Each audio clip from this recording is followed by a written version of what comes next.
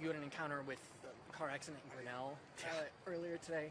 Grinnell police released a statement that appeared to contradict some of the things your campaign put out there. They said they spoke to the woman whose car it was.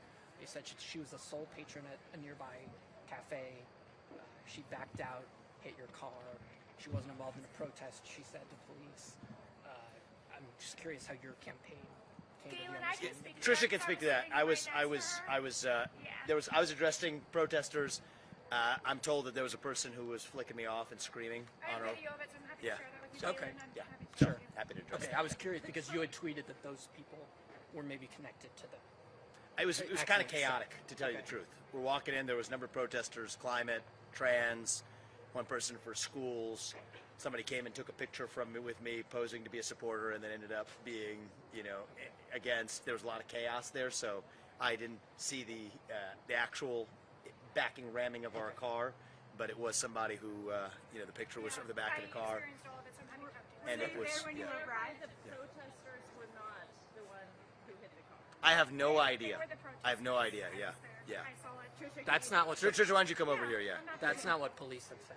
in their Okay, statement. well, as somebody who was standing right next to them, getting screamed at FU, I have a video actually of them flicking us off as they were leaving, standing next to them as they were with and next to the other protesters, which we also have video of.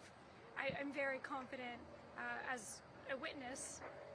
Had the police talk to me, maybe they would have a different statement, but I was standing there for about 5 to 7 minutes, so I'm happy to talk to you guys off. So police, you have not spoken to the police, the Grinnell police? I have not directly, but if you guys want to talk to me separately, we'll focus on more Sure. policy and campaign-related things with Vivek. Yeah.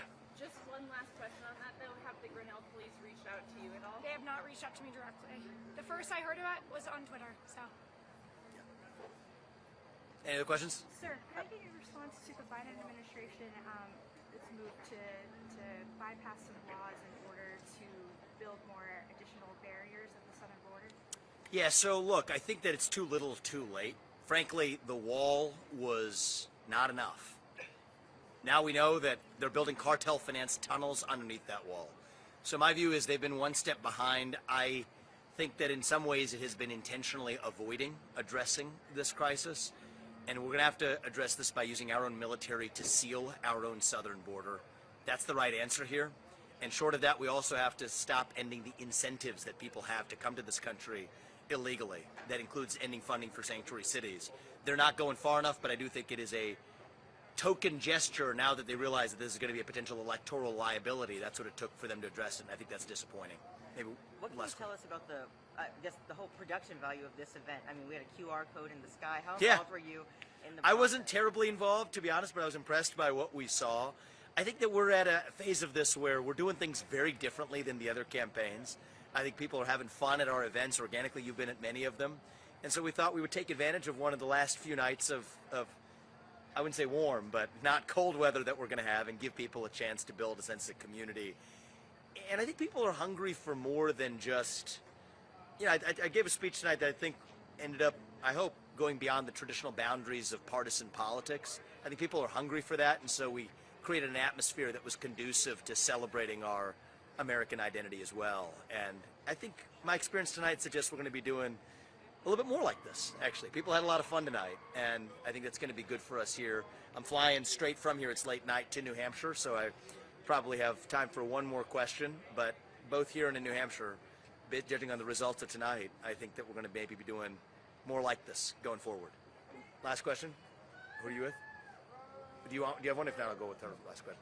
In speaking with an attendee earlier, you said just because Putin is bad, that doesn't mean Ukraine is good. Can you clarify what you mean? Yeah, I can clarify what I mean. I think that Putin is a craven dictator. That does not automatically make Ukraine good. It's a country that has banned 11 opposition parties. It has consolidated all state TV media into one arm. It has threatened not to hold its elections in regular course unless the U.S. forks over more money. Its leader, Zelensky, was praising a Nazi in front of the Canadian Parliament, standing and applauding. It's a country also we have to level with the American people. The regions of the Donbass, Luhansk and Donetsk, that are occupied, these are Russian-speaking regions. Many people there, most people there, don't even strictly view themselves as part of Ukraine. They haven't been represented in the Ukrainian Parliament for nearly a decade. And so those are facts that we have to take into account when charting forward a reasonable path to peace. And I think I've offered the greatest clarity of any candidate on either side of this race in either party of how we're going to get there. And it'll be one of my, I hope, signature accomplishments very early in my first term.